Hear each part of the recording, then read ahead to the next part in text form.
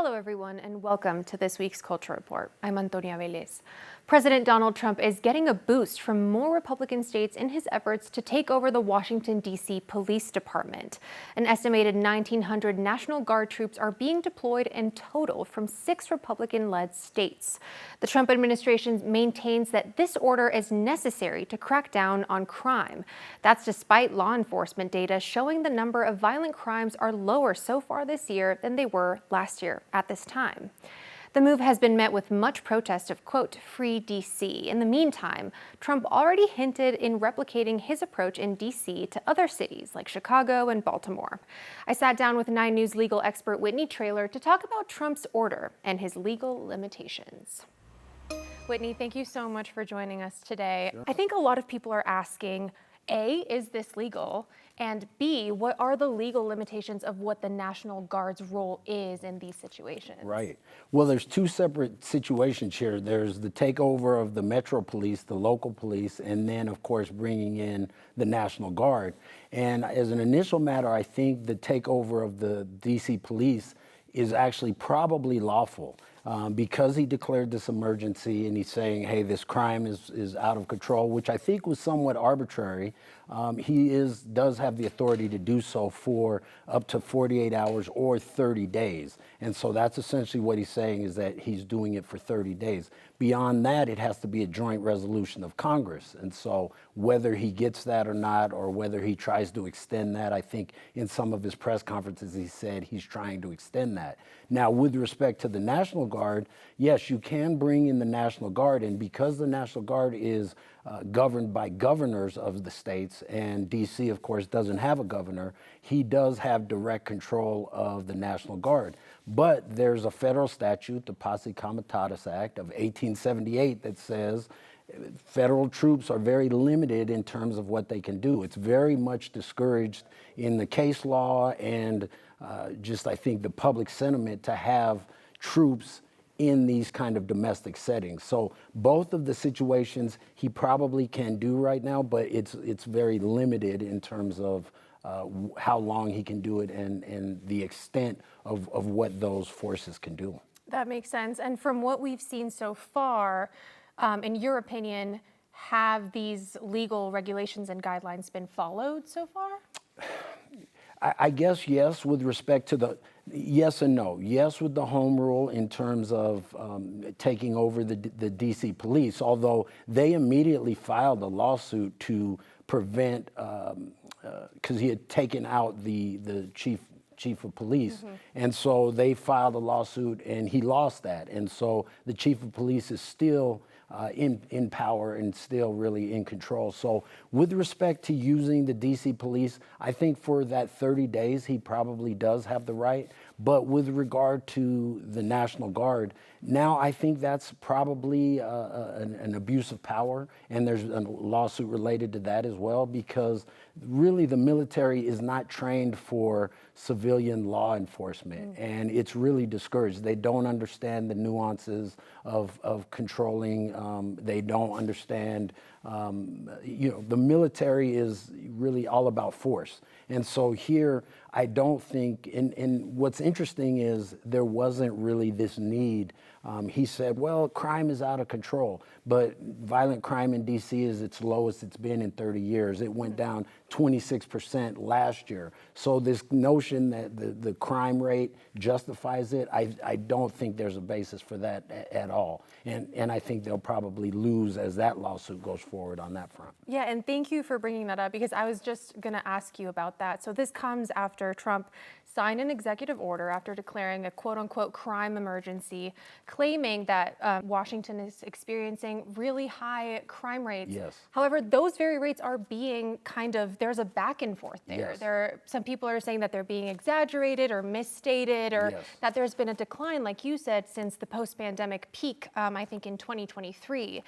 So with that, my question is, with this murkiness, like, Could the president be asked to give like a basis for declaring this emergency? Yes. Could there be some legal procedures in the Yes. future based off of that? Could you speak to that? Yes, and there will be in the lawsuit, and that's what the benefit of the courts, and this is why we have a separation of powers, is that the courts, this is not going to be a bully pulpit. You're going to have to come with evidence to support that. And to the president's credit, he has used emergency powers in so many different ways. That's actually how he has consolidated the powers in the executive branch. So for example, when he first got into office and he signed all those executive orders, he said there was an emergency at the border. He said we were having an energy emergency. When he sent troops into LA recently because of the immigration protests, he said this was an emergency. And by declaring these types of emergency, that expands his power and allows him to sort of bypass Congress in several different ways. So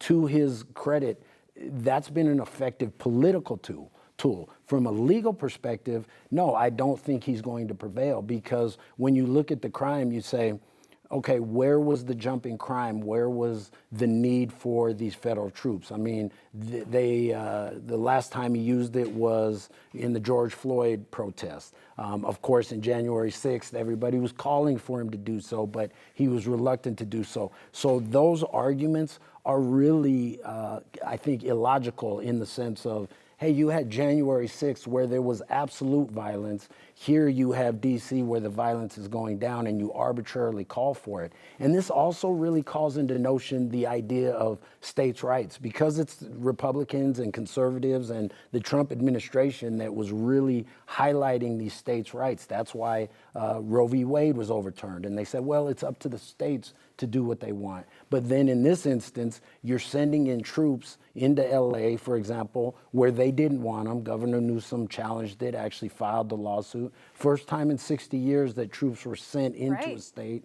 without the governor asking. Here, the DC mayor, the DC chief of police is saying, we don't need these federal troops. So it really is contrary to, I think, the Republican talking points to take this kind of action. Absolutely. Very interesting to see how this selective use of force will play out for the future of this country. Whitney, thank you so much for your expertise. Sure. Good to be here. And President Donald Trump is continuing his efforts to edit how institutions tell the country's history. His latest efforts center around museums. In a Truth Social post this week, Trump called the Smithsonian in D.C. out of control, claiming its exhibits center on negative things like, quote, how bad slavery was. He said he has asked his attorneys to go through museums to begin a review process, comparing it to his administration's crackdown of, quote unquote, wokeness in colleges and universities. Now, this review, which reportedly includes things like online content, curatorial processes, and grants, is set to extend to museums beyond the Smithsonian, a White House official told NBC News. A minimum security prison in Nebraska will be transformed into the country's newest immigration detention center. The site in Nebraska's southwest corner has already been dubbed the, quote, Cornhusker Clink. The facility is about a 4.5-hour drive from Denver, and this is the latest facility the Trump administration has added. Recently, the administration opened a facility at Fort Bliss in Texas, and officials say it will eventually become the administration's largest detention center. Immigration advocates worry about what they call the lack of oversight and inhumane conditions at these facilities. Now, let me ask you a question. What constitutes as anti-American? I think most people would say answers to that are subjective, changing from person to person. Well, according to a policy update from U.S. Citizenship and Immigration Services, quote-unquote, anti-Americanism is what immigrants seeking to legally live and work in the country will be screened for. Exactly what that term means has not been specified. The screening will include looking into whether immigrants have, quote, espoused the views of a terrorist organization or group or anti-Semitism, in addition to unspecified anti-American ideologies, the policy update said. Now, this includes an expanded search of immigrants' social media, a move the Trump administration made part of immigration screening back in June. People opposing the policy update are concerned that this will let officers' biases get in the way and deter immigrants and international students from coming to the U.S.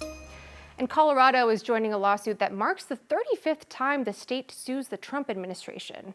Attorneys general from 20 states and D.C. are asking a judge to stop the administration from enforcing a condition that reportedly requires states to comply with Trump's immigration crackdown in order to receive funds to support victims and survivors of crimes. Now, these are the Victims of Crime Act funds, or VOCA funds, which have been in place since 1985. They facilitate things like emergency shelter, medical expenses, recovery organizations, and even testing rape kits. And Hillary Clinton is making headlines for a grim warning she gave queer couples during an episode of the Raging Moderates podcast. Get married while you can. She said she predicts that just like abortion, the legality of same-sex marriage will become a decision that is up to individual states instead of a national right. This comes after the Supreme Court received a formal ask to overturn the ruling that legalized same-sex marriage in the United States. 10 years after Kentucky County Clerk Kim Davis was jailed for denying marriage licenses to same-sex couples after it was legalized, she is continuing her efforts to appeal her case and ask justices to reconsider Obergefell versus Hodges, which is the ruling that allowed marriage equality in the first place. Davis, who says her Christian faith prevents her from accepting gay marriage, has tried and failed to appeal her case before. This new petition for writ of certiorari raises several issues, including whether Davis can be held liable for denying the licenses because of the First Amendment's religious protections, and states that Obergefell versus Hodges was wrong, asking the court to revisit and reverse it. CU Boulder law professor Scott Skinner Thompson says that while he does not think the court will overturn this ruling in the near future, despite several forces against it and the willingness of some justices to reconsider it, he says this case does reflect the fact that queer rights are under assault in the United States. The fact that we're even talking about this a mere 10 years after Obergefell was decided demonstrates that queer rights are vulnerable generally speaking, and that all minoritized groups' rights are vulnerable, generally speaking. And it highlights that all of our identities are tied together, right? When women's rights are eroded, that leaves LGBTQ individuals vulnerable. You know, there's a tendency to think, oh, well, to view identities in these silos, but they're not silos. And when protections for one minoritized group are chipped away at, that leaves entire communities exceedingly precarious. Skinner Thompson says so far, justices have only requested a formal response from those who initially sued her for denying them marriage licenses. The court has not yet agreed to hear her case, which takes 4 justices to decide. And intense weather across the country and the globe has spurred scientists to point out the way these events are linked to climate change. This week, Hurricane Erin has presented a major disruption for many coastal communities in the eastern United States. It has been one of the fastest strengthening storms on record. Its wind field reaches nearly 600 miles from end to end, which scientists say makes it larger than roughly 90% of the tropical storms that have traveled through that same part of the Atlantic Ocean. Experts say climate change has fueled the storm's intensity. Warmer than usual ocean waters and a more humid atmosphere have supercharged the hurricane, giving it the energy to strengthen faster than usual. And earlier this week, Erin's winds jumped from Category 1 to Category 5 in just over 24 hours. And in Italy, geologists studying the Ventina Glacier say they can no longer measure it the same way they have for the past 130 years because climate change has caused so much of it to melt. Scientists use simple stakes as benchmarks to measure the glacier's changes, but they're currently buried under rock slides and debris that are making the ground too unstable for future in-person visits. Geologists say they'll have to use drone imagery and remote sensing to keep track of it from now on. And here in Colorado, scientists are linking climate change with an increase in the number of wildfires. There are multiple fires burning in the state right now, including the fast-growing Derby Fire and the Lee Fire, which has burned over 130,000 acres so far. A handful of others have been put out throughout the summer. Since the year 2000, Colorado's Water Conservation Board says we've experienced a higher number of large fires. On top of that, those fires have been more intense and burned at higher elevations than they did in the late 20th century. The state says future warming is expected to lead to even more increases in the number of fires and the amount of land they're burning. And Trump is deploying U.S. warships to waters near Venezuela in what he's calling an effort to combat Latin American cartels, officials say. The deployment is also heating up existing tension against Venezuelan President Nicolás Maduro, whose re-election is widely regarded as illegitimate. The DOJ has now doubled a reward for his arrest after the Trump administration accused him of narco-trafficking and working with cartels. Trump has been in favor of using the U.S. military to take down Latin American cartels, which he blames for the entry of illegal drugs into the country. And the Wall Street Journal reports that the Navy destroyers have been given authority to interdict drug shipments, which strays from their usual role as support for the Coast Guard. Earlier this year, Trump designated several criminal groups in countries like Venezuela, El Salvador, and Mexico as terrorist organizations, and leaders like Mexican President Claudia Sheinbaum have expressed their rejection of military intervention by the U.S. Sheinbaum has said that while she agrees that fighting cartels is important, the U.S. should do so in their territory as Mexico would in theirs. In other words, she's defended the sovereignty of Mexico, which many other countries have strived to hold on to since the end of the Monroe Doctrine, through which the U.S. justified previous interventions in Latin America, including backing a coup to overthrow the democratically elected Guatemalan president in 1954. Dr. Jesse Acevedo, assistant professor of political science at the University of Denver, says that desire for independence and sovereignty, as well as the consequences of U.S. interventionism in years past, are part of the reason why he expects a widespread rejection to Trump's orders. The only way I would think of people supporting U.S. intervention is if they perceive their governments to be too inept in battling drug cartels. But for the most part, I would expect huge opposition to this, given that it could make things worse. Even if they don't like their own government, the idea of a foreign invasion is not appealing. We've seen from history in Latin America, whether it's the U.S. intervening or Latin American governments really going hard at the drug cartels, it actually leads to more violence and more instability, because what it does is that it starts to fragment criminal groups. With all this well said, it doesn't address the big selling point of this thing, which is reducing drugs entering the U.S. As long as there's demand, drugs are going to come in. And we've seen time and time and again, when major cartel bosses get arrested or when cartels go down, there's always something or someone ready to fill in that void, because the demand in the U.S. is just there. 1,000. That's the number of missiles that the Ukrainian military says have been launched at Ukraine by Russian forces in the last few days. This week marked one of the largest attacks on Ukraine this year, according to officials there, who say over 500 drones and 40 missiles were launched at the country on Wednesday night. At least one person died and 15 others were injured. On Monday, President Donald Trump met with Ukrainian President Volodymyr Zelensky and multiple European leaders. During that time, Trump said that he's not in favor of Ukraine joining NATO, but according to the AP, at least one European leader said there may be further discussions about granting security guarantees to Ukraine that are similar to the ones members of the alliance get. At that meeting, Trump also pledged American assistance to Ukraine to help prevent future Russian attacks, but said he won't put U.S. troops on the ground there. Right now, President Trump has proposed a sit-down between Zelensky and Russian President Vladimir Putin, but there's nothing concrete to say whether that will happen soon or at all. And in the Middle East, Israel announced this week that it's entering a new phase in its war against Gaza. The country is calling up 60,000 reservists to take part in an expanded assault on Gaza City. They will take aim in Gaza's most densely populated areas, where they say Hamas is still active. The full assault hasn't begun yet, but strikes there have continued. Israeli Prime Minister Benjamin Netanyahu said he's ready to give final approval for a full takeover of Gaza City, and has instructed government officials to, quote, begin immediate negotiations on the release of all our hostages and an end to the war on terms acceptable to Israel. Israel's military also said it's warned international aid organizations and medical officials in the northern Gaza Strip to prepare for people to start evacuating to the south. On Thursday, dozens of Palestinians in Gaza City gathered among the destroyed buildings, rubble, and tents to protest Netanyahu's decision. They carried flags and banners saying things like "Save Gaza" and "Stop the war."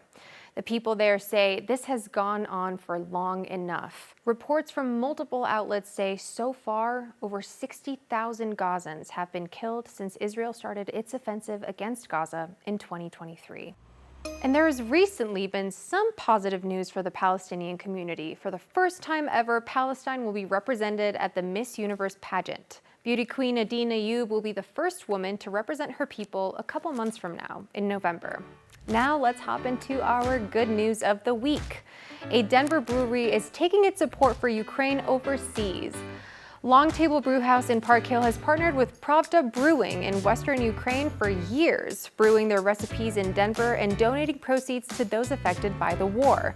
Now, this summer, the collaboration went international. Brewers from Long Table traveled to Lviv to brew side by side with Pravda. Pravda plans to tap the beer they brewed together in the coming weeks.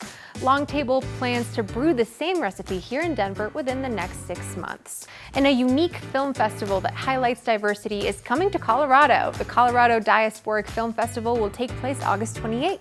The festival is highlighting films from 9 countries, and one of them focuses on a community here in Northwest Aurora. The director of the festival joined 9 News to discuss his inspiration behind starting the festival. I came to Denver, Colorado in 1998.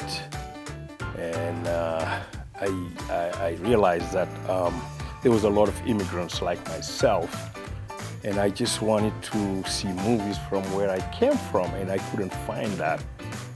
And I said to myself, I think it's about time for us immigrants to start sharing with our neighbors where we came from, who we are, what's our culture. Gotta keep an eye out for that. And finally, the Denver Zoo's 2 baby wallabies finally have names. The Joeys are officially Cherry and Boya. They're both boys. Boya's name means rock in the Australian Noongar language. You can spot both of them hopping around Wallaby Way. Thanks for joining this week's Culture Report. We'll be back to continue the conversation next Thursday right here on 9 News Plus and 9news.com.